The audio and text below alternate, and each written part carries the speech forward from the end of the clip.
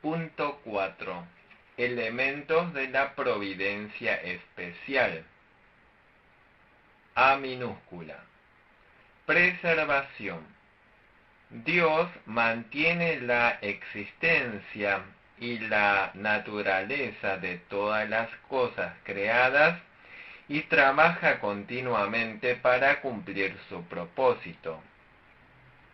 Uno entre paréntesis. Es imposible que la creación apoye o exista en sí misma. Y la creación siempre depende de Dios. Primero de Samuel, capítulo 2, versículo 6, Nehemías 9, 6, Job 34, 14, Salmo 36, 6.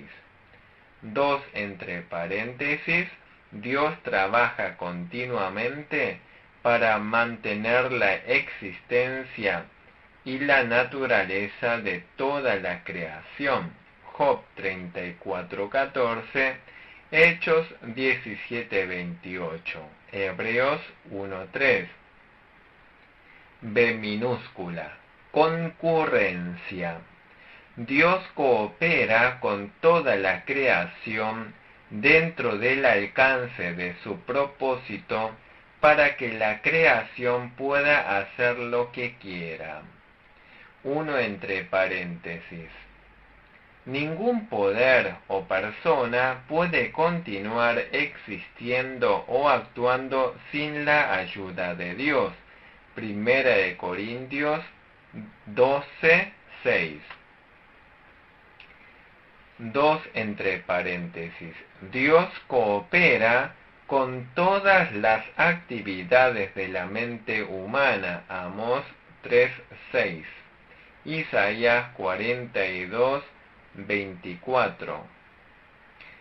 Tres entre paréntesis. Dios alienta y hace efectivas las acciones de toda la creación. Éxodo 12:36, Deuteronomio 18:18. C minúscula. Gobierno. Dios gobierna sobre toda la creación y asegura el cumplimiento de su propósito. Uno entre paréntesis. Dios gobierna sobre toda la creación de acuerdo a su voluntad agradable. Daniel 2, 21. 4:17. Deuteronomio 11:13. Dios gobierna sobre el mundo natural. Deuteronomio 11:14. Primero de Samuel 7:10. Hechos 14:17. Mateo 5:45. Tres entre paréntesis. Dios gobierna sobre el reino animal. Job 12:10. Salmo 104:21. Mateo 6:26. 10:29. Cuatro entre paréntesis. Dios gobierna sobre las naciones. Job 12:23. Salmo 75:6, Daniel 4:25, Romanos 13:1. 5 entre paréntesis. Dios gobierna a los individuos. Primero de Samuel 2:6, 7, Salmo 139:16, Jeremías 1:5, Proverbios 16:33, Salmo 73:24, Romanos 9:13. 5. La providencia de Dios y el pecado. A minúscula. Providencia sobre actos perversos del hombre. Segunda de Tesalonicenses 2, versículos 11 y 12. Sin embargo, Dios no obliga al hombre a pecar. Dios solo permite que los pecados dentro del hombre salgan a la superficie, y esto es para que la justicia de Dios sea revelada. Romanos 1:28. B minúscula. La responsabilidad del pecado radica enteramente en la criatura. Dios no forzó a las criaturas a pecar, sino que las criaturas eligieron el mal con su libre albedrío. La responsabilidad del pecado está en las criaturas. Génesis 2:17. C minúscula. Dios gobierna sobre el pecado. Dios detiene ciertos pecados. Génesis 31:24. Oseas 2:6. Dios establece los límites para ciertos pecados. Génesis 20:6. Job 1:12. Segunda de Tesalonicenses 2:7. D minúscula. Dios usa el mal para lograr su buen propósito. Génesis 45:5. 6. Providencia extraordinaria. Providencia extraordinaria son las obras de Dios que se realizan a través de sus poderes sobrenaturales sin usar las leyes de la naturaleza como medio. La providencia extraordinaria también se conoce como milagros. Las leyes de la naturaleza son la forma de Dios de trabajar normalmente en el mundo natural. Sin embargo, Dios tiene poder que trasciende las leyes de la naturaleza. Cuando es necesario, Dios trasciende las leyes de la naturaleza para cumplir su propósito. En casos necesarios, Dios se aparta de las leyes naturales para manifestar extraordinaria y eficazmente su poder. Parte 3. La doctrina del hombre en relación con Dios. Capítulo 1. El hombre en su estado original. Y la naturaleza constitucional del hombre. O sea, 1 en número romano, la naturaleza constitucional del hombre. A mayúscula. Los elementos esenciales de la naturaleza humana. 1. Dicotomía.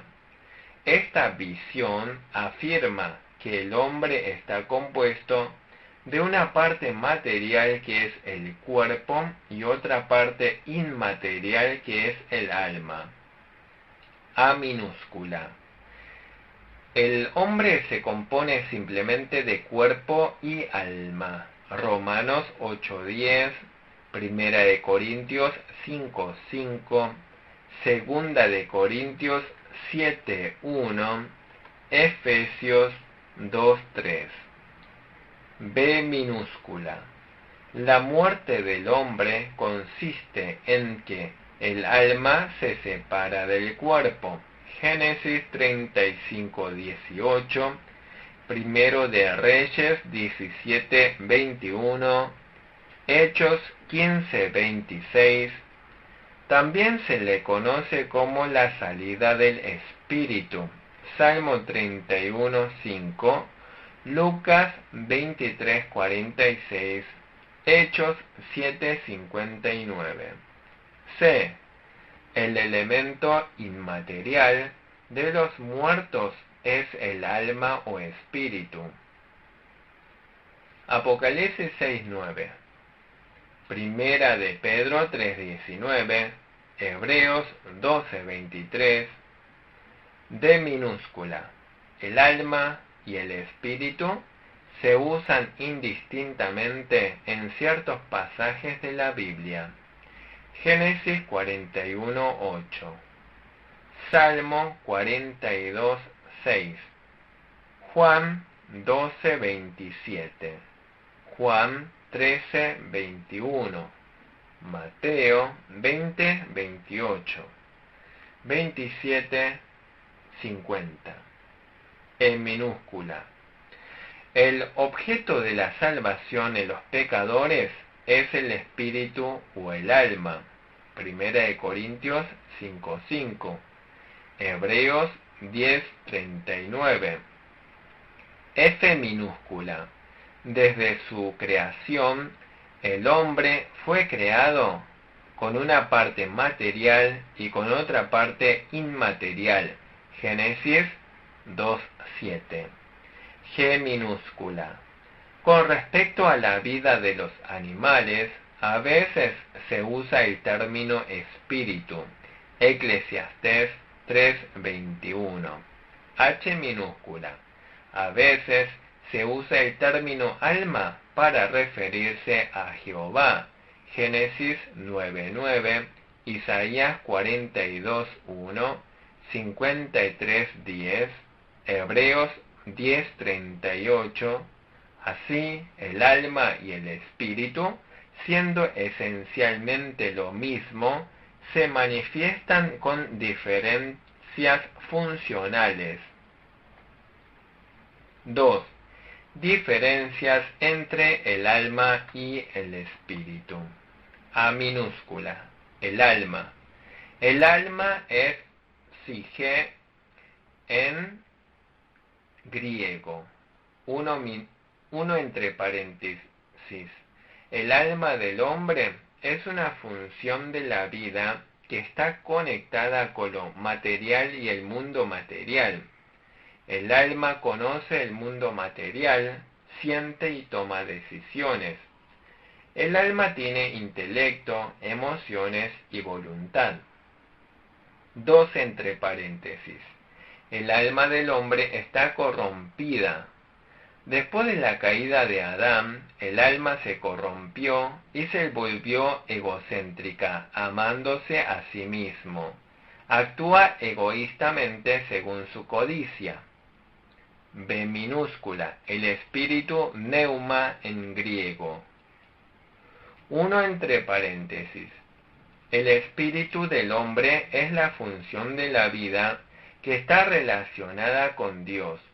El espíritu conoce a Dios, ama a Dios y obedece a Dios. El hombre es capaz de servir a Dios por las funciones del espíritu. 1 Corintios 2:14, Romanos 8:16. 2 entre paréntesis. Los descendientes de Adán nacieron espiritualmente muertos. Génesis 2:17. Dice, ciertamente morirás, lo que significa que el espíritu morirá junto con el cuerpo. El cuerpo de Adán vivió hasta la edad de 930, incluso después de haber pecado. Sin embargo, su espíritu murió en el momento en que pecó. Como resultado, los descendientes de Adán nacen como pecadores. Así, el hombre nace en estado de muerte espiritual. Efesios 2:1. La muerte espiritual no indica la desaparición del espíritu, indica la muerte de sus funciones. Por eso, no puede conocer a Dios. El hombre se hizo incapaz de amar y servir a Dios. La vida fue cortada de Dios. 3 entre paréntesis. El espíritu muerto resucita cuando cree en el Evangelio. Efesios 2:1, Romanos 8:10. 4 entre paréntesis. El espíritu de los creyentes está unido con Cristo. La vida eterna que el creyente recibe de Dios es vida eterna en Cristo. Primera de Juan 5:11. Es la vida del Espíritu nacido de nuevo a través del Espíritu Santo. Juan 3:6. El espíritu muerto del creyente viene a la vida cuando el creyente cree en Jesús. El creyente también está unido con Cristo. Juan 15:5. El espíritu regenerado del creyente es una nueva vida. Romanos 6:4. 5 entre paréntesis. El espíritu del creyente no peca. Primero, no peca porque recibió la vida eterna de Dios. Romanos 6:23. Segundo, no peca porque el espíritu del creyente ha sido unido con Cristo. Tercero, la Biblia da la seguridad de esto. Primera de Juan 3:9, Primera de Juan 5:18. Por lo tanto, el creyente puede vivir una vida santa y sin pecar si vive con la vida del Espíritu. Romanos 8, versículos 5 y 6. 6 entre paréntesis. El espíritu y el alma se unen para formar una persona. El alma y el espíritu no son dos elementos separados, sino que provienen de una vida. Tienen dos funciones separadas. Por lo tanto, el conocimiento obtenido a través del alma y el espíritu es el verdadero conocimiento del hombre. Las emociones del alma y del espíritu son las verdaderas emociones del hombre. Las decisiones tomadas por la voluntad del alma y el espíritu son la verdadera voluntad del hombre. 3.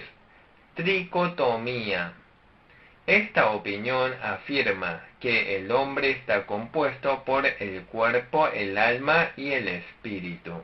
Orígenes y Juan de Damasco, San Juan el Damasceno, creían en este punto de vista.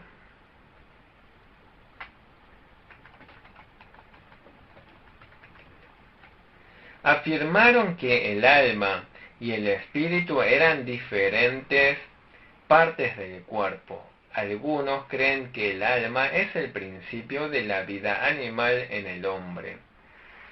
Algunos afirman que la existencia del alma llega a su fin cuando el hombre muere. Los tricotomistas afirman que cuando el hombre muere, su cuerpo vuelve a la tierra y el alma deja de existir.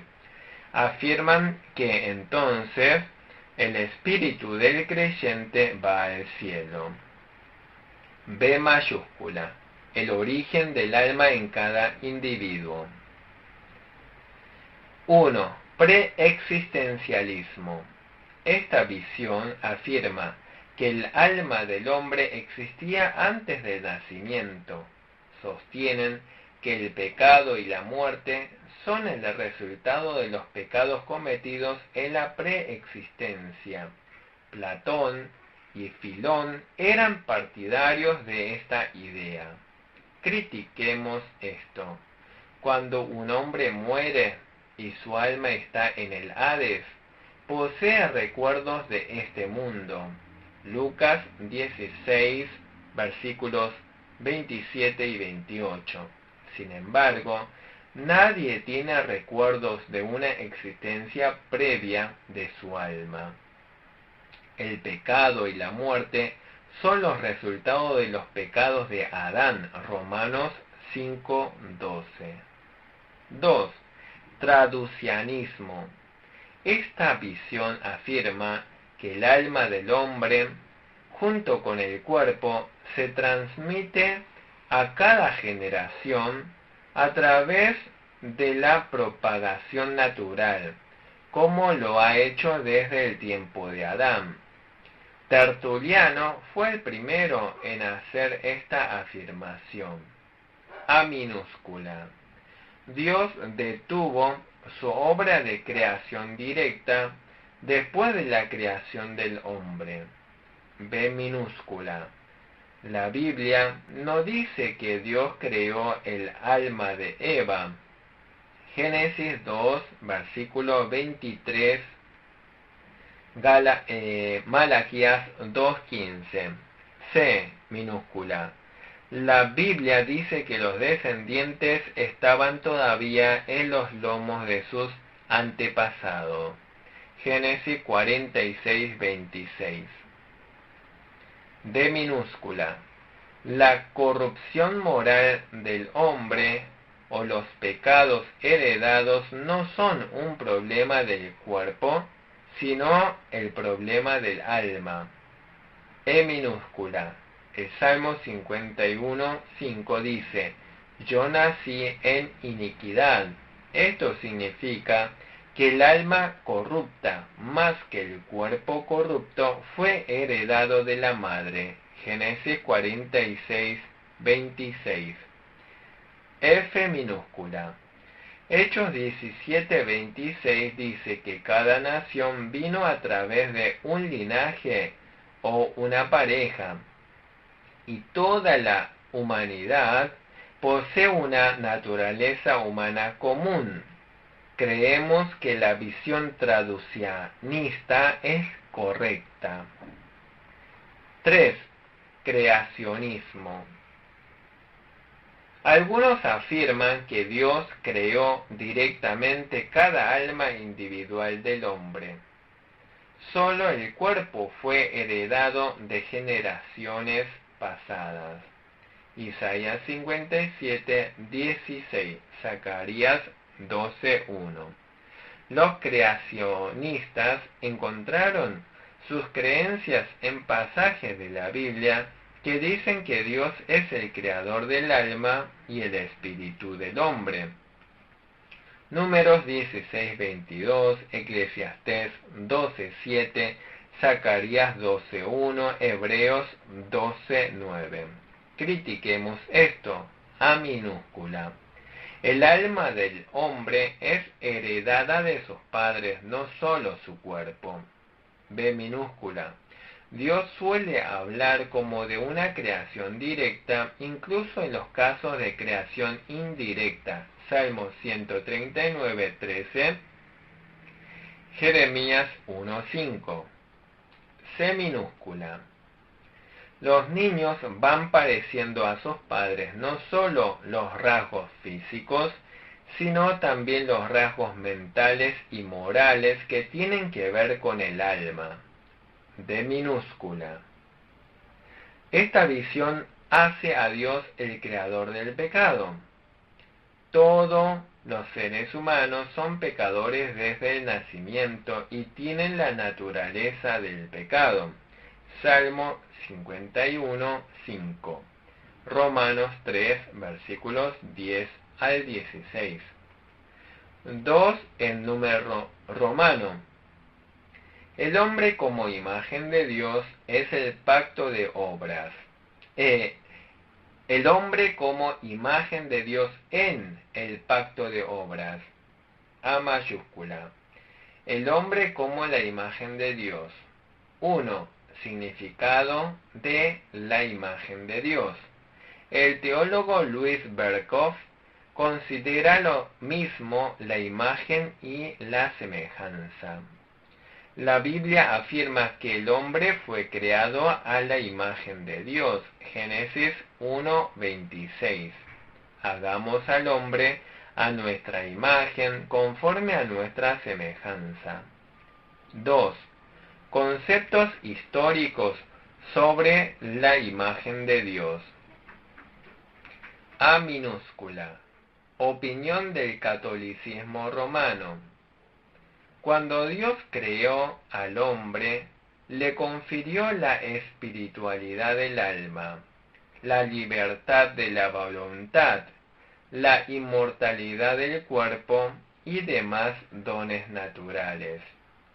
Dicen que todo esto es la imagen de Dios. Dios también dio dones sobrenaturales que se conoce como justicia original, que el hombre podría usar para controlar su naturaleza inferior, y sostienen que esto es la semejanza de Dios. B minúscula, la visión luterana. Dicen que las cualidades espirituales que el hombre recibió en la creación es la imagen de Dios.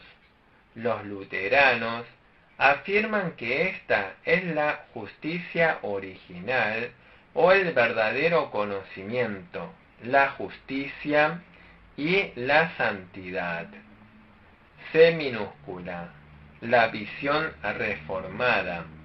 La imagen de Dios se clasifica en un sentido amplio y un sentido estrecho.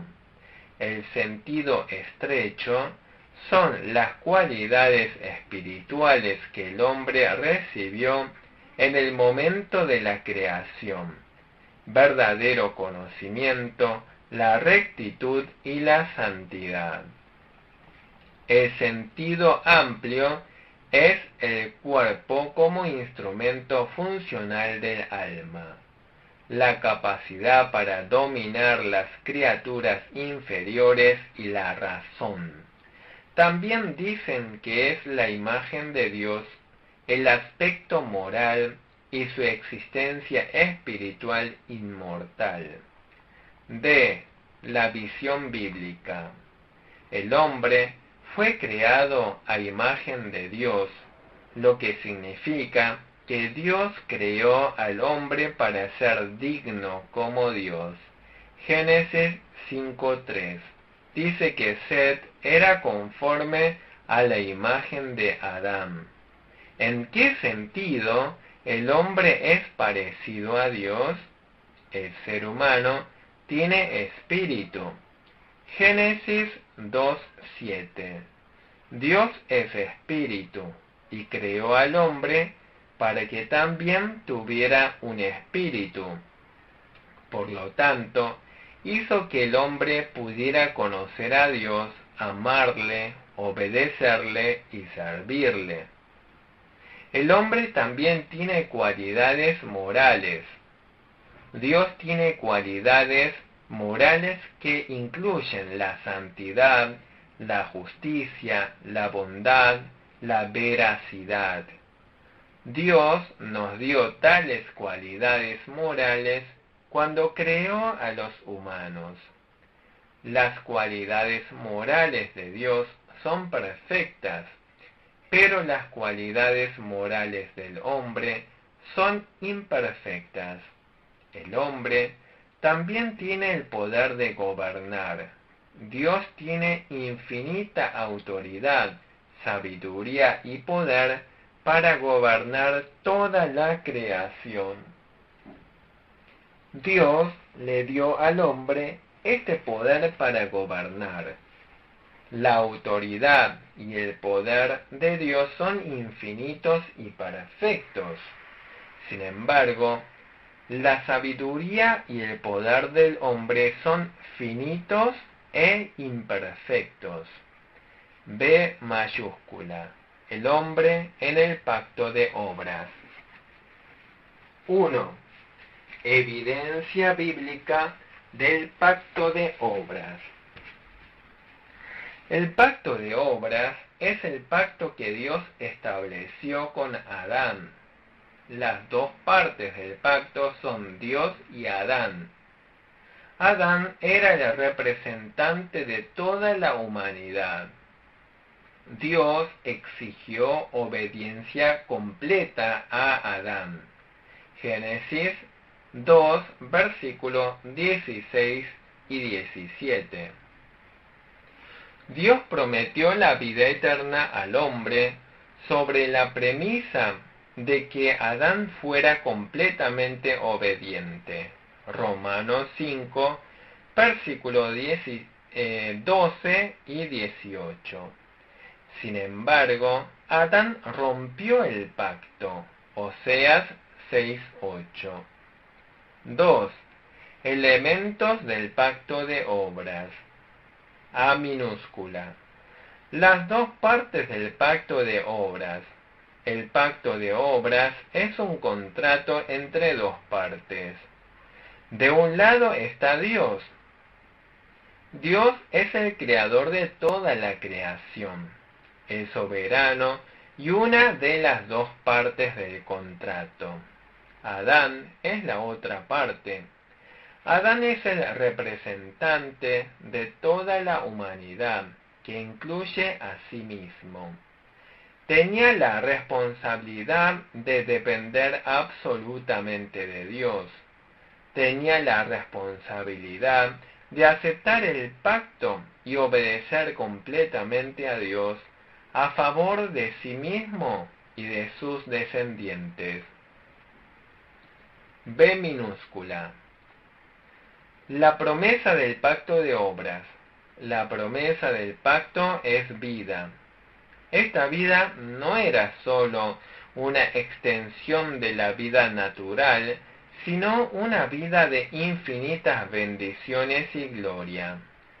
La vida de Adán fue creada en un estado de santidad.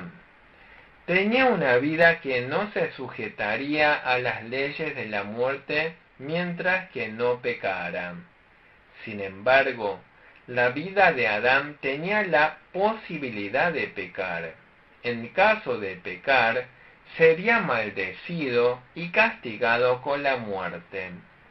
C minúscula. La condición del pacto de obras. Dios demandó la perfecta obediencia al hombre. La orden de Dios de no comer del fruto del árbol del conocimiento del bien y del mal era una prueba de obediencia a Dios. Adán debía decidir si el hombre obedecería completamente a Dios o si actuaría según su propio juicio. D minúscula. El castigo del pacto de obras.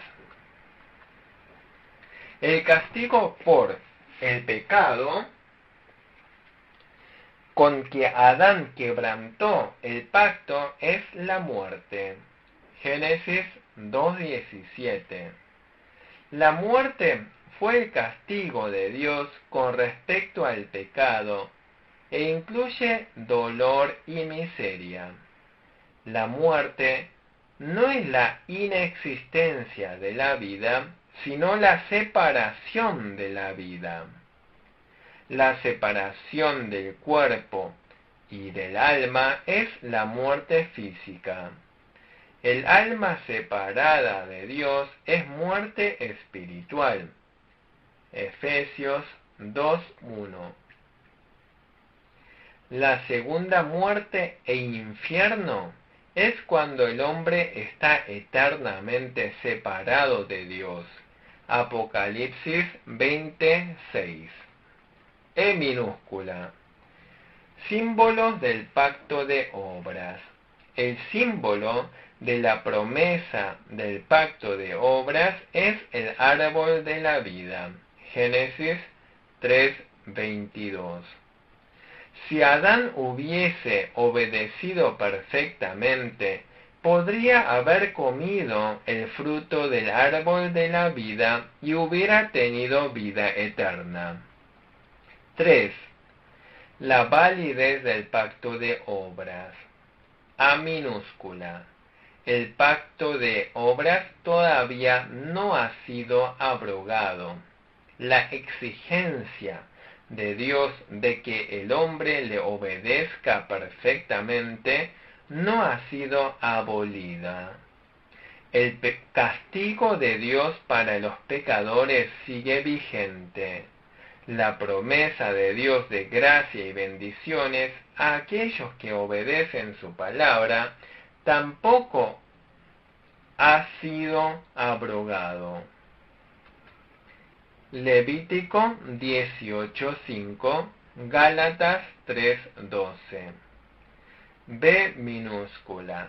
El pacto de obras ya ha sido abrogado.